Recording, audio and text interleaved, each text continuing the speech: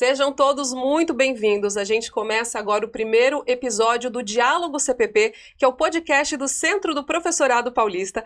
Aqui, com certeza, você vai encontrar debates saudáveis, opiniões relevantes, tudo sobre a vida do magistério, interesses do professor e a busca por uma educação de qualidade. Eu sou Simone Tortato, vou com você nessa jornada e comigo, meu querido amigo, parceiro do CPP, professor e influencer, Thiago Luz. Tudo bem, Thiago? Tudo bem. Prazer estar aqui com você, com toda a audiência e também com a professora Loretana e o professor Silvio. Animado para o primeiro episódio do Diálogo CPP? Certeza. Então tá bom. Thiago, o primeiro episódio é numa data muito importante. Hoje o CPP completa 94 anos de vida. Então fica aquela coisa. Convidado à altura. Quem seriam esses convidados à altura? Hoje a gente tem o prazer de anunciar que os primeiros convidados aqui do nosso podcast do CPP, professora Loretana Paulieri Panceira, que é praticamente um ícone da educação paulista, primeira presidente mulher do CPP. Seja muito bem-vinda. Obrigada, professora, pela sua presença. E o nosso querido professor Silvio dos Santos Martins, o primeiro vice-presidente do CPP, também aqui com a gente. Tudo bem, professor? Tudo bem, a alegria é muito grande em estar aqui com vocês e acho que estamos no primeiro episódio, como você falou, e temos certeza muitos outros virão. Muito bom. Professora, eu queria começar esse bate-papo aqui pedindo que a senhora contasse pra gente um pouco da sua história dentro do magistério, como foi que aconteceu, todo o seu histórico nessa luta. Foi um amor à primeira vista, sabe? Porque a vida do professor se coaduna perfeitamente com a vida da gente familiarmente. Eu me formei, não dei nunca uma falta, 41 anos em sala de aula, eu me dediquei. E o resultado da minha dedicação ao magistério, aos professores, está aí. Eu nunca deixei os alunos assim, à vontade. Claro, porque nós estamos ali para estudar, para colher dias melhores e dizer você também, Simone, que para mim, ser professor é a máxima, porque não sei o que eu faria se não fosse professora, sabe? Está no sangue, está no eu. É uma missão, né, professor? É uma missão. Dizer também a você que eu lembro até do nome das 4 professoras minhas. Eu tenho 98 anos e eu lembro o nome de todas elas. Você vê, então, é uma dedicação. Com certeza. É uma lembrança dessas que abriram fronteiras para os meus primeiros alunos, né? Posso dizer o nome delas? Pode, claro. Professora de alfabetização, professora Anita Tosini. Segundo ano, que era ano, né? Uhum. Segundo ano, Maria de Arruda. Era uma senhora linda, maravilhosa, é sempre professora de turbante branco, muito chique, sabe? Naquela época era chique, o professor ganhava bem. Faz diferença, né, professora? Terceiro ano era a professora Stella Rubio, também terceiro ano. E quarto ano, Elegantina Pousada. Então eu lembro dos 4 nomes. Isso é uma dedicação, é uma lembrança. Eu não esqueço mesmo. Dificilmente me pergunto e falo, fulano, fulano e fulano. Respondo. É um mérito que eu tenho de não esquecer dos meus professores. Com certeza, uma bela memória, né, professora? Professor Silvio, a mesma questão para o senhor. A gente quer saber um pouquinho como que foi essa sua história aí com o magistério, aí mais para frente com o CPP. Na verdade, na nossa época, o professor era formado no curso de formação de professores primários. E estudei em Tupã, né? Praticamente fiz de lá a minha cidade natal. Não sou de Tupã, mas fiz com que Tupã fosse quase como a minha cidade natal. Então fiz o primário, né? E depois o ginásio e finalmente o curso normal. Terminei em 1963 e em 1964 imediatamente comecei a trabalhar em escolas de emergência. A gente trabalhava na zona rural E na zona rural você dava aula para primeiro, segundo e terceiro ano, simultaneamente, os 3 anos juntos. E professora, como disse a professora Loretana, ganhava muito bem, era um tempo bom. Então, praticamente, a minha família toda de professores. Meus irmãos, já falecidos, né, eram professores também, e eu segui a carreira. Comecei em 64. Tiago, eu fiquei com dúvida agora eu queria saber de você. Como que você virou professor? Bom, eu sou professor da rede estadual desde 2012. Eu ingressei no concurso que teve em 2010, na época que ainda tínhamos concursos assim com mais frequência. E eu quis ser professor, quis me tornar professor por conta do exemplo de professores que eu tive. Né?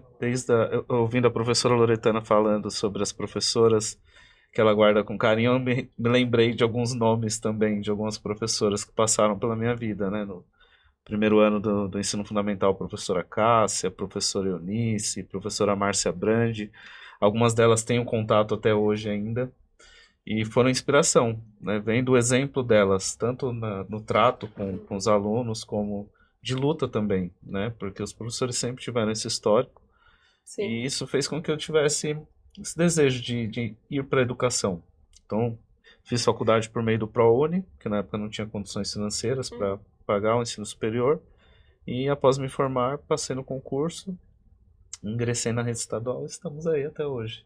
Para a gente ver a diferença que faz, né, o exemplo, uma pessoa importante como um professor na nossa vida pode mudar o rumo, né, da nossa história, né? Principalmente hoje, né, que a gente tem uma realidade diferente da realidade quando a professora e o professor estavam em sala de aula, que os sistemas educacionais eles foram se alterando com o tempo, e hoje nós temos uma realidade completamente diferente, né? O engessamento da carreira docente, porque hoje o professor está muito obrigado a usar plataformas, a usar slides, e perdeu aquela autonomia que o professor tinha de lecionar, né? De entender a necessidade daqueles estudantes que estão sob a sua responsabilidade e poder trabalhar com isso. Acho que na época o professor Silvio estava na sala de aula atuando com 3 segmentos diferentes.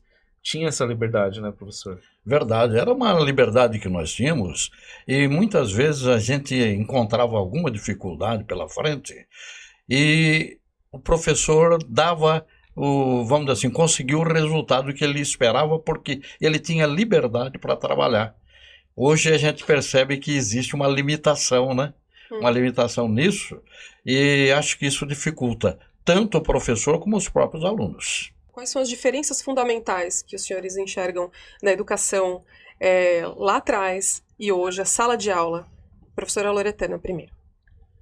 Eu acredito não, tenho certeza, com as dificuldades que o Silvio pontuou, de fato, as pandemias, que agora é uma atrás da outra, né? Então a gente se preocupa muito, porque a criança ela é suscetível, com certeza. A criança tem a família está doente, a criança está doente, então ela não progride como deveria. Né? E em contrapartida, o professor também sente a dificuldade, né? A dificuldade de como tratar esses alunos, porque tudo leva a crer que as pandemias estão prejudicando muito, mas infelizmente está aí, à vista, né? E eu acredito também que o professor tem que fazer das tripas coração, né? O professor, ele é visado, porque não atinge a meta que ele pretendia atingir, e o aluno, consequentemente, também pena com isso. Sim. Porque a criança é um ser vivo.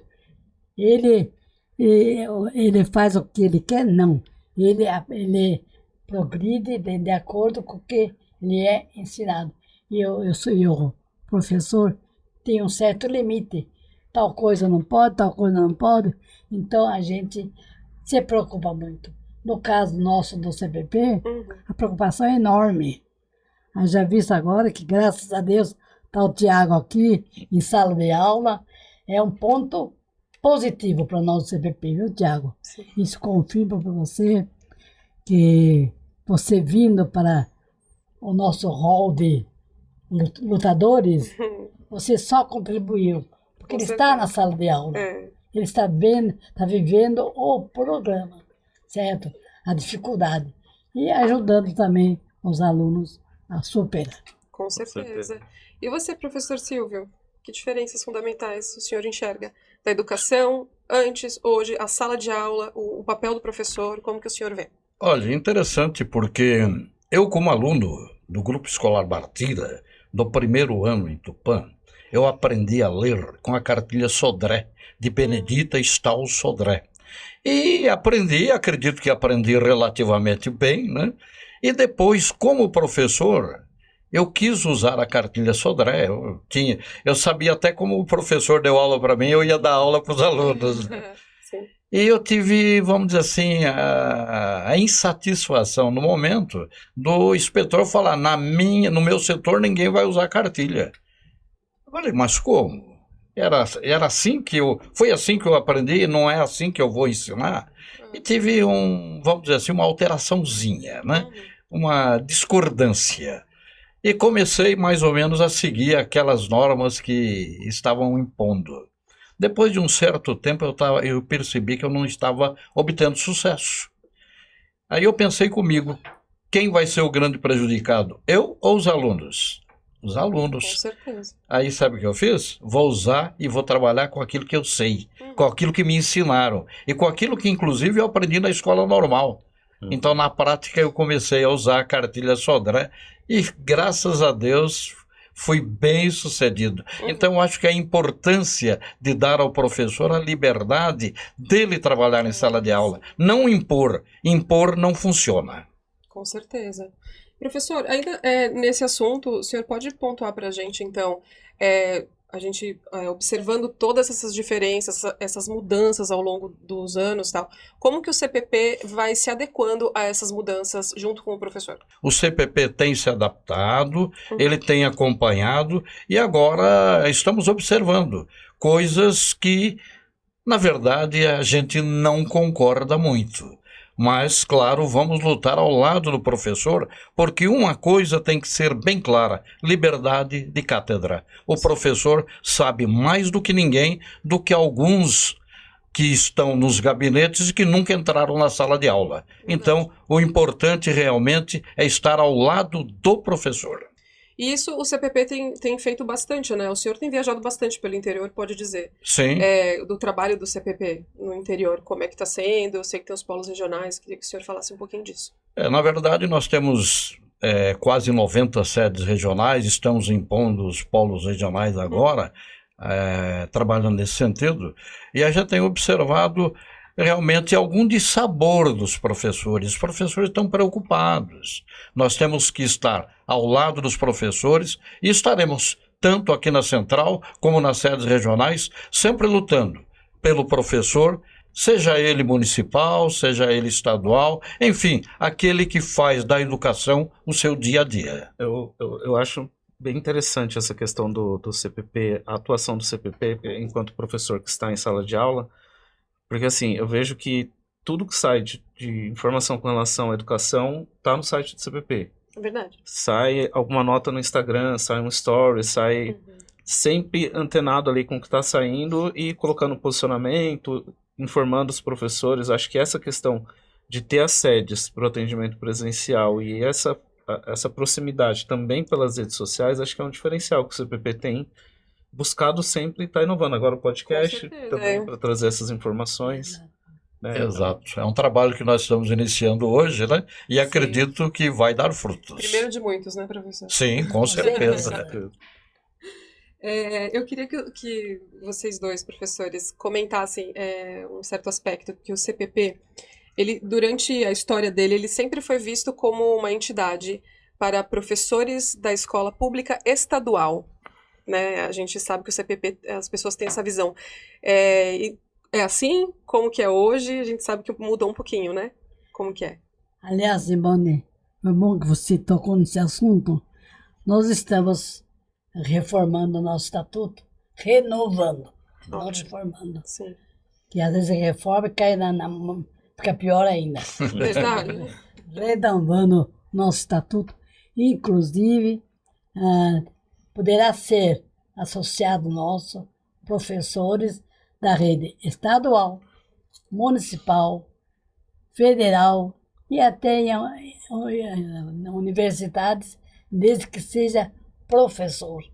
Porque o CPP prima por essa frase, professor é professor. Sim. Né? Não que né, não é desmerecer os demais cargos, as demais profissões, Claro. não é isso. É uma coisa assim, muito sagrada. Para nós do CPP, Com o certeza. professor é professor. E nada mais justo de que ele mereça o lugar que ele merece ocupar. Porque, infelizmente, não está acontecendo isso. É verdade. Está muito pior que se houver oportunidade ainda hoje, agora, tocar nesses assuntos. Eu sei que o professor está muito magoado, o professor está injustiçado. Tá maltratado, né, professor? Maltratado, falou a palavra certa, Sim. maltratado. Porque o aluno, ele tem tudo do professor. E o professor não tem quase nada no nosso governo. Então, hoje, a gente pode dizer que o CPP é para todos os professores. Para todos. Para todos, Para né? todos. Inclusive de escola particular, qualquer professor. Sim. É verdade. Desculpe, eu esqueci particular. Inclusive particular, que é um número muito grande, Sim. né? Que tem o mesmo valor da escola estadual, da municipal, da universidade, tem o mesmo valor. Então, me desculpe, mas eu esqueci de falar. Imagina, é bom saber, né, que a gente tem uma entidade de classe, assim, que vai representar todo mundo. Então, você que tá aí, fique sabendo que o CPP é para você também. Tiago, a gente aqui, a gente gosta de ouvir história, né? A gente gosta de causo, Sim. né? Uns causos. Eu queria ouvir dos professores. Primeiro, a professora Loretana, qual situação de luta, de sair em carro de som e falar e reivindicar que a senhora guarda com mais carinho no seu coração nessa sua jornada, sua estrada pelo CPP e pela luta pelo magistério? Olha, uma vez, é um fato que houve no Palácio dos Bandeirantes, um grupo de professores ia ser recebido pelo governador, se eu não estou enganado, era o Alckmin, não vou nem citar nome, porque eu posso me equivocar. Nós entramos no carro da polícia para ser encaminhado ao palácio, né, para conversar com as autoridades. E nós conseguimos conversar tudo, mas deu em nada. Houve uma greve muito grande, né? Grande. E você diga uma coisa, eu me orgulho muito, quando às vezes, quando cansada da luta, da labuta, do descaso do governo, eu tinha que subir no caminhão. Era a coisa mais gostosa, porque a gente se sentia assim, o resultado vai vir, vamos conseguir. Nós temos muito que lutar para isso. E o CPP está sempre disposto, está sempre com portas abertas. Já visto nosso amigo aqui, né, Tiago? Sim. Sempre de portas abertas para ajudar a lutar, para ajudar a melhorar a situação da escola pública, particular, a escola estadual e a municipal desse estado, deste país. Com certeza. A questão toda é continuar lutando, né, e fazendo aquilo que tem que ser feito, fazer a nossa parte, né? E você, professor Silvio, tem alguma situação que o senhor recorda com carinho? Várias. Pode Lembrei uma contar agora. pra gente. Quando a professora Loretana falou que nós estávamos no Palácio dos Bandeirantes e fomos encaminhados para lá e fomos de Camburão. Camburão. Eu falei, bom, pelo menos uma vez na vida eu andei de Camburão, né? E foi um fato interessante. Foi mesmo. Porque realmente andamos de Camburão. Agora, tive outros, né? Tive alguns bem anteriores. A primeira greve, a de 1963, eu não era professor, mas já participei da greve. Aí vocês perguntariam, mas como? Como? Porque eu trabalhava no CPP. E o CPP fez uma greve enorme em todo o estado de São Paulo, em 1963. E na nossa sede lá em Tupã, que hoje o prédio já nem existe mais, né? Nós estávamos lá trabalhando junto com os professores, já sentindo, e eu era estudante, né?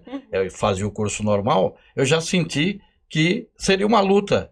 E a luta estava ali, nós estávamos aprendendo também, junto com os professores que estavam em greve.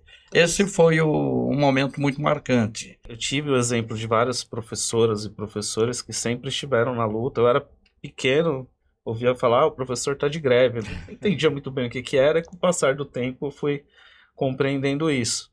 E ao longo de todo esse tempo, as lutas garantiram muitos direitos.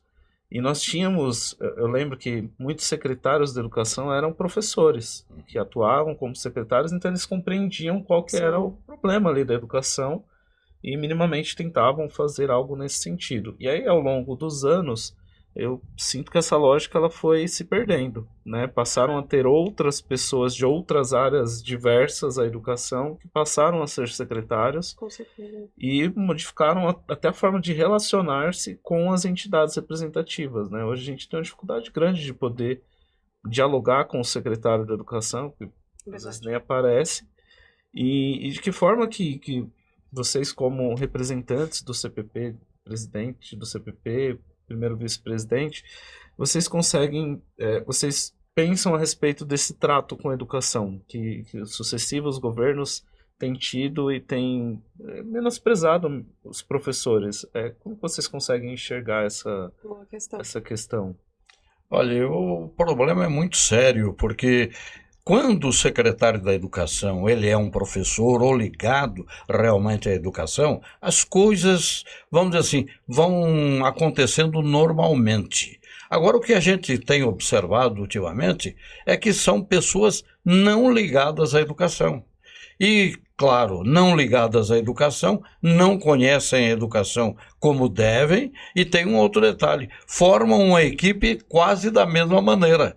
Então, de repente, uma equipe que dirige a educação, ela não tem familiaridade nenhuma com o processo educativo. Como é que nós queremos que a coisa funcione? Está na hora dos governadores tomarem ciência disso e colocarem gente competente na Secretaria da Educação, evitando, inclusive, coisas que aconteceram nesse ano de 2024.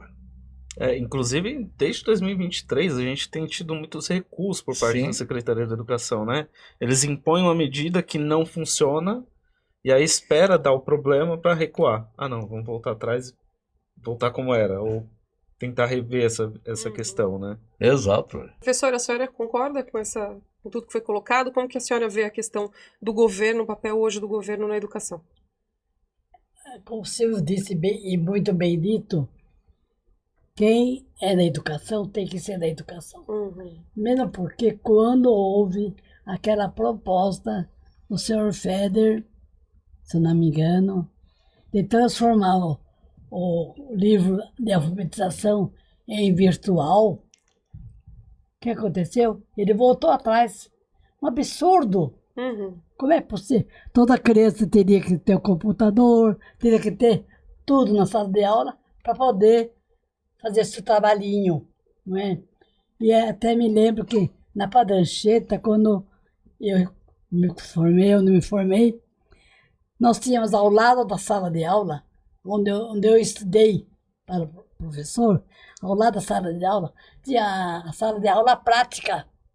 Então, o professor saía já sabendo dar aula.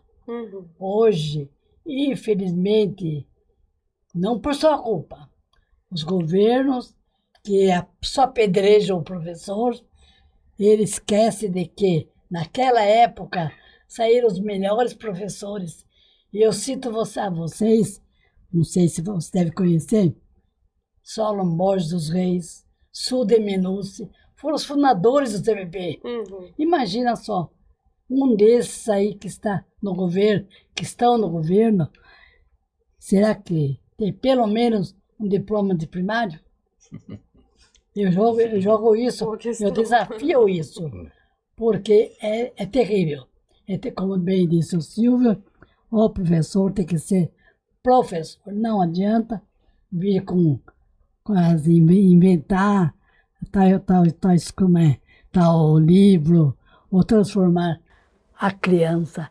Nós temos que transformar a criança no seu saber, no seu ensino e na sua prática através do professor. Eu homenageio, no dia 30 agora, é dia da fundação do CPP. Bendito seja o CPP. História, hein, professor? 94 anos. Bastante. Então, bendito seja o CPP. E as demais entidades, por que não? Porque todos juntos seremos fortes. Né? Com certeza. Então, é preciso mudar e não procurar pessoas de outros lugares, de outros estados, para consertar um erro que está aqui, dentro do estado de São Paulo. Hoje é uma fala que tem muitos professores têm, né? Que a educação ela não pode ser tratada como uma mercadoria. Exatamente. E os interesses mercadológicos eles têm sobressaído aos interesses educacionais dos estudantes. Né? A sensação que nós temos hoje é que o que é mais importante é atingir um índice e não saber se realmente o estudante aprendeu. São índices para tudo, são várias plataformas e o que afere ali é o acesso, é se ele concluiu uma atividade na plataforma, não se ele fez da forma correta. Sim. Então, é muito triste, né, ver a situação que a educação está hoje no estado de São Paulo por conta desses interesses outros, né, diferente do que era antigamente, né? Exato. O resultado que a gente obtinha através do ensinamento que eram dados aos alunos é bem diferente porque não tinha essa questão, vamos dizer assim, de estatística. Você tinha o resultado e o resultado era expresso no final do ano, quando o aluno era aprovado ou não. Não tinha progressão continuada, não existiam essas novidades, vamos dizer assim. E como aluno que nós fomos, e todos aqui, claro, foram alunos, se a gente realmente não se preparasse e não estudasse, vamos dizer assim, nós tínhamos a retenção, éramos retidos. Agora não, agora aprendeu muito bem, não aprendeu muito bem também, é o índice estatístico. O maior, vamos dizer assim, nível que a Secretaria da Educação observa e, infelizmente, com tudo isso, a qualidade da educação cai muito. Por isso, quando existe um certame internacional, normalmente o Brasil está sempre nos últimos lugares. Isso é verdade, Acho infelizmente. que parte desse desinteresse dos estudantes está relacionado a isso, essa questão da progressão continuada da forma como ela é aplicada aqui no estado de São Paulo. Hoje, se o professor quiser tentar reprovar um estudante, ele tem uma dificuldade absurda, né? E os estudantes acabam percebendo. Então, aquele estudante, é nítido isso, que ingressa ali no primeiro ano do fundamental, chega no sexto ano, que ele tem um desempenho, que ele se preocupa. Quando chega no nono ano, ele já mudou completamente, porque ele percebe que os colegas que não fizeram nada o ano inteiro também estão no nono ano. Então, essa importância do estudo, ela se perde nesse processo. Né? Exatamente. Eu tenho até um fato que aconteceu comigo, eu acho que a gente pode citar aqui, né? Claro. Na terceira série ginasial, né? Naquela época era a terceira série ginasial. E se a gente não obtivesse os resultados como aluno totalmente, você ficava em segunda época. Era o termo, segunda época. E lá em mais ou menos janeiro, fevereiro, você fazia mais uma prova. E eu sei que eu estava numa festa lá de formatura, aí o pessoal falou, olha, então, inclusive houve uma falha, foi na oitava série. E na formatura aí o professor falou, eu era fotógrafo na época, e eu fui trabalhar, né? Tirar fotografia dos colegas que estavam formando, porque precisava realmente atender os interesses do momento. Sim. Aí o professor de História, que por coincidência chamava-se Silvio também, ele chegou para mim e falou, e aí, por que você não está aqui? Eu falei, fiquei em segunda época. Ficava em segunda época, não tinha isso aí, não tinha esse nem aquele. Se você, por qualquer motivo, não atingisse os objetivos da série, você tinha mais uma chance, que era a segunda época, mas ficava. Hoje não existe mais. Exatamente. E ainda inventaram uma época também, eu posso até adequar aqui, da recuperação de janeiro. Então o aluno ficava em matemática e fazia um trabalho de fotografia, de qualquer coisa, e pronto, recuperado, né? Infelizmente, enquanto não tivermos realmente professores no comando, as coisas serão mais ou menos assim. Com certeza. Infelizmente, a gente vê que muita coisa mudou para pior, né? É para pior. Mas eu achei muito interessante uma fala da professora, eu acho que é basicamente isso, que as pessoas têm que ter consciência de que você só chega onde você está na vida foi por causa também de um professor. Foi por causa da escola, foi por causa da educação. E que a educação é sim um agente de transformação da sociedade. Eu acho que se todo mundo tivesse isso em mente, tudo seria bem diferente, né? Eu acho que o Tiago pode falar sobre isso, né, Tiago? Exatamente. Eu acho que o papel do professor na sociedade, ele é fundamental. Né? Eu já ouvi a professora falando que sem um professor a gente não forma nenhuma outra profissão. Com certeza. Né? Então, essa busca incessante do CPP, principalmente, em inovar, em trazer os problemas da categoria para o debate e propor, cobrar a Secretaria da Educação, ela é fundamental nesse processo de valorização. Com certeza. Né? Isso, o CPP tem realizado encontros com os professores que são fundamentais nesse processo. Ouvir, né, a categoria, que acho que é importantíssimo. E é um prazer poder fazer parte desse processo aqui junto com vocês. Isso é muito bom. Inclusive, Thiago, você falou de encontros, a gente tem um recado para dar, né? Tem um recado importantíssimo. Super importante. Amanhã, dia 1º de maio, Dia do Trabalhador, que é uma data simbólica, vai haver um seminário aqui no Centro do Professorado Paulista sobre o bullying e violência nas escolas. Ainda dá tempo de você se inscrever no site do CPP. Das 9 às 13 horas vai ser muito importante ter a sua presença aqui para debater junto conosco, e teremos pessoas sensacionais que vão participar, palestrando, falando sobre o assunto, pessoas especialistas. Então não perca essa oportunidade, esteja junto conosco nessa luta. O CPP quer te ouvir e quer você junto conosco. Com certeza. Lembrando que vai ser na sede central, né, pertinho do metrô São Joaquim, aqui na capital paulista, e a gente conta com a presença de todos os professores, né?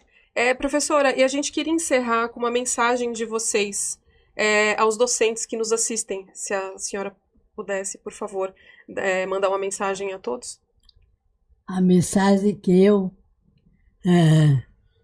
não só como presidente do CPP, mas como ser humano, como professora, com P maiúsculo, a mensagem que transmito a vocês é a seguinte: não desanimem, porque tá certo que a luta não é pequena, porque esses governos entendem de tudo, como já disseram aqui, entendem de tudo, menos de educação. É triste, porque nós vemos países no mundo todo que, apesar da guerra, apesar de muita coisa triste que estão acontecendo, ainda a educação é aquele meio que transforma o indivíduo numa luta sã, numa luta válida, numa luta em prol dos seus aluninhos, seja ele pequeno, seja ele grande, ou então transforma os alunos no maior ser humano, mas somente através da educação. Só a educação constrói. Com certeza. Professor, as suas considerações finais, sua mensagem para os docentes. Bom, eu só quero falar, e eu vou falar um pouco de política também, porque quando a gente fala em governador, eu tenho que lembrar de um governador que realmente esteve ao lado dos professores. Ele é Franco Montoro, foi Franco Montoro. Foi aquele que instituiu, inclusive, o Estatuto do Magistério, a Lei Complementar 444, que deu segurança, inclusive, durante um bom tempo aos professores. Então, quando a gente fala do governo, depois de Franco Montoro, realmente a coisa degringolou. Os governadores realmente deixaram a gente de lado. E aí nós tivemos a 836, que foi uma legislação que já veio prejudicar. E depois, enfim, a que criou a categoria O, maior absurdo que eu vejo hoje, porque dão, vamos dizer assim, uma condição de insegurança para o professor. Então nós precisamos mudar isso. O CPP vai estar ao lado do professor para essas mudanças e temos certeza, um dia nós vamos ter alguém no governo do estado que realmente veja a educação com bons olhos. Perfeito. Foi ótimo, né? Com certeza. Um belo de um bate-papo aqui, né, Sem Thiago? dúvidas. Foi muito bom. O primeiro episódio concluído com sucesso. Foi É. maravilhoso. Eu queria agradecer demais a presença de vocês dois aqui, professora Loretana, presidente do CPP, e o professor Silvio, primeiro vice-presidente da entidade também. Foi muito bom, agradecer demais o tempo de vocês. Tá? Nós é que agradecemos, né, o espaço Com que inclusive certeza. foi fornecido para que a gente pudesse falar um pouco, conversar um pouco, dizer aquilo que nós pensamos sobre educação. Foi excelente. E eu queria convidar a todos que estão nos assistindo, primeiro, seguirem as redes sociais do CPP, dá like, comenta, curte, compartilha esse papo aqui, porque eu acho que é muito importante essa informação chegar para todo mundo. E eu também convido a todos a colocarem nos comentários aquilo que vocês acham interessante, que vocês consideram relevante, para a gente fazer outros episódios do podcast do CPP, trazer aquilo que vocês acham mais bacana de ser comentado, né? Exatamente. É isso aí, Thiago. E o próprio nome, né? Diálogos Diálogos CPP. Vamos abrir diálogos com todos. Isso aí. Tá bom? Muito obrigada e até o próximo Diálogo CPP. Se Deus quiser. Até.